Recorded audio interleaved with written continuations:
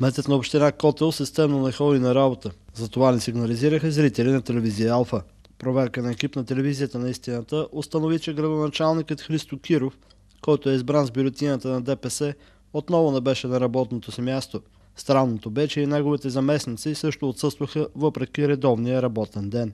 Порочна практика градоначалникът да не е на работното си място е въвел Христо Киров, кмет на община Котел.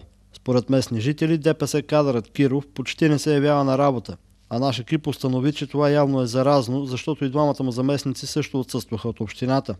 Опитахме връзка и с председателя на Общинския съвет, който също не беше в сградата. Обърнахме се към последната ни надежда за контакт с някой ръководител, секретарят на община Котел, която очудващо все пак бе на работното си място. Госпожа Костова обаче не пожела да застане пред нашата камера. На работа в иначе някога революционния Котел изглежда бе само охраната, който се чудеше как да обясни перманентната липса на своите началници. Добър ден, кмета на общината. Няма го. Ама нещо отпуска. Не мога да ви кажа нещо, господин. А заместник кмет? Аз нека е горе. Може ли да се обадите от телевизия Алфа? Не чакайте, чакай сега. По-късно заповядайте, ако искате. И тя няма. Не. Кой управлява общината? В момента няма, само секретарката е горе. Но... Той изобщо кмет е дори на работа. Ето, да, Кога? този ден беше.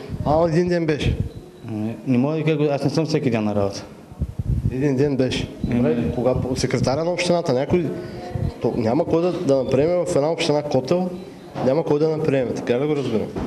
Секретар на общината няма ли? Трябва да има. Добре, изчакайте момент пак.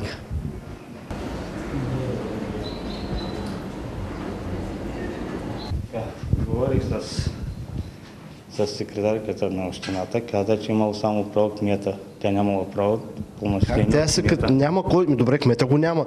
Наредбите ясно казват, че при отсъствие на кмета, заместника му, секретар на общината поема и техните функции. Председател на общински съвет на работа ли? Не, няма. Той не е набрал. Тоест тази община остана, няма го кмет, няма кмет. Не мога в момента да ви помогна нещо, господине. Знаете. Добре, защо не искаш, когато е секретар, жена ли, мъж ли е? Жена. Жена не иска жената да слезе да... Значи тя не е секретар на общината, тя е... Тя им мека, че нямала пълномощно, трябвало да има от кмета. Ма той кмета го няма, той кмет изобщо не идва на работа. Вие нямате кмет, в Котел нямате заместник кмет, секретаря ви... Тая община остана на...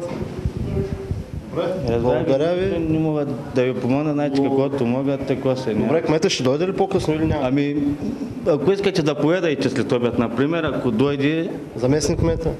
Няма го... Те не са ли двама заместник кмета? Няма ги. И двамата няма ги. Никой няма. Тази община остана, е така. Ако искате да поедете след обед, ако Ама дойде... ние имаме информация, господин Момчилов, че той кмета перманентно не идва на работа. Той остава тази община на заместниците и на секретара. Ма ние виждаме, че и заместниците няма и секретара не иска. Добре, предайте на секретаря на общината, че Котел е единствената община, в която аз съм ходил, която е оставена на произвола на съдбата от към управленски кадри. Предайте му и ние ще правим всичко възможно да се свържем и с кмета, и с заместник кмета. Не, ще предам на... Добре. Благодаря ви предварително. Има ли община Котел кмет и познават ли го жителите? Това попитахме част от живущите в Старопланинския град. Кмета на Котел познавате ли го? Не. Никой не го познава. Не се занимавам с такви с работи. Познавате ли кмета на Котел? Не ми се въпроси. Да. Не го познавате. Кмета на Котел познавате ли го? Да. Виждали си го скоро на работа? Ами, не, сега в зимата, честно казвам, не съм го виждала. Екип на телевизия Алфа провери дали са на работа и кметовете в селата в община Котел. Решихме да проверим красивото българско село Жеравна. Не беше голямо очудването ни, когато се оказа, че и там кметът, който уж трябваше да дойде всеки момент, изведнъж се оказа, че тръгна успешно за някъде. Явно методите на работа или по-точно на неявяване на работа са еднакви в голяма част от община Котел. Не е на работа. Моля? Не е на работа. На работа е. Как да не е на работа по работа? Защо не иска да наприеме ли? Не мога нищо да ви кажа. Няма нужда ми да ме...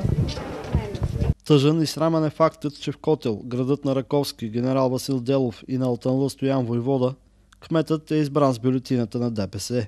Съдейки по графит в центъра на Котел обаче, явно на жителите им е тъжно и от безхаберието на ДПС избранника.